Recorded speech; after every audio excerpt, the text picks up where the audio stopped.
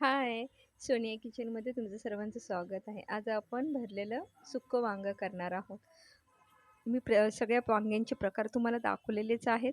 आता ह्या टाईपचं आपण भरलेलं वांगं करून दाखवणार. चला आपण रेसिपीला स्टार्ट करू. हे वांगे आणलेले आहेत तेवढेच माझे मिस्टर पाठीमागून आले. मी शेंगदाणे भाजून ठेवले होते ते शेंगदाणे खाण्यासाठी. त्यांना माहीत नव्हते व्हिडिओ चालू आहे. हाय म्हणा. मग त्यांनी हॅलो हाय बोलले आणि गेले.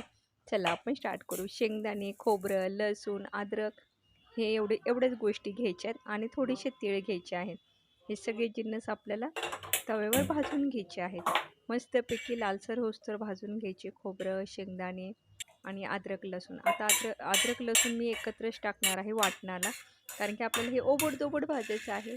वांग्यामध्ये मस्तपैकी त्याच्यात भरले की ओबड-दोबड हे मटेरियल खूप छान लागतं ना, म्हणून शेंगदाणे आणि खोबरं भाजले की अद्रक लसूण टाकलेले आहे आणि आता थोडेसे तीळ टाकून घेणार आहे.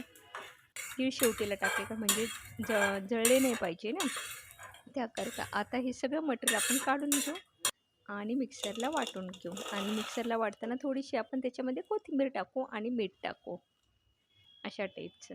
आता हळद टाकलेली आहे, लाल तिखट, धना पावडर आणि थोडासा गरम मसाला टाकून घेऊ आणि चवीनुसार मीठ टाकून घेऊ. आता मिक्सरला ओबड-दोबडच बारीक करून घेऊ. हे बघा अशा टाईपचं एकदम बारीक पण नाही आणि जास्त जाड पण नाही, असं ओबड-दोबड वाटून घ्या. आता वांगे कटिंग करून घेऊ. 2 भाग केले की त्याचे 4 भाग होतात. त्याच्यामध्ये आपण मीठ घालायचं आणि प्रत्येक वांगं चिरताना त्याच्यामध्ये किडा किंवा काही ना काही असतं ना, त्यामुळे उघडून बघायचं. आणि ताजेच वांगे होते त्यामुळे मी ते बघितले आणि पटकन आजच करून टाकू, नाहीतर होता माझा निर्णय उद्या करू, उद्या दुपारच्याला. परंतु मिस्टर म्हटले, "नाही, नाही, ताजे वांगे तू आजच कर." आणि अशा टाईपचं मीठ वगैरे भरलं, कटिंग करून झालं, मीठ भरून त्याच्यामध्ये हे मटेरियल पूर्णपणे भरून टाकायचं. एकदम मस्त होतात. माझी मुलं खात नाहीत वांगं.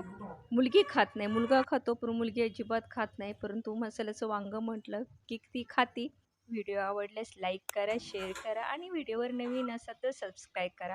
बेल आयकॉनवर घंटी वाजवायची विसरू नका, म्हणजे माझ्या रोजच्या नवीन रेसिपी तुमच्यापर्यंत येत राहतील. थोडंसं तेल टाका. तेल टाकून झालं की त्याच्यामध्ये आपण वांगे शॅलो फ्राय करायला ठेवायचे आहेत आणि 15-20 मिनटात तर वांगे शिजून निघतात. फक्त 5-10 मिनिटांनी सारखं उघडून बघा आणि खालीवर असे वांगे करत राहा, म्हणजे एकच बाजू नुसती जळणार नाही. अशा पद्धतीने बघा, लालसर तर झाले पाहिजे आणि थोडंसं काळे झाले तर चालतात, पण जास्त काळे नको. एकच बाजू शेकन आणि वांगे तर शिजून जातील अशी टाईप नका करू. सारखे 5-10 मिनिटांनी तुम्ही असं थोडंसं लक्ष द्या. 5-5 मिनिटाला वांगे काय 15-20 मिनिटात शिजून निघतात. चला मग भेटू उद्याच्या रेसिपीमध्ये. बाय.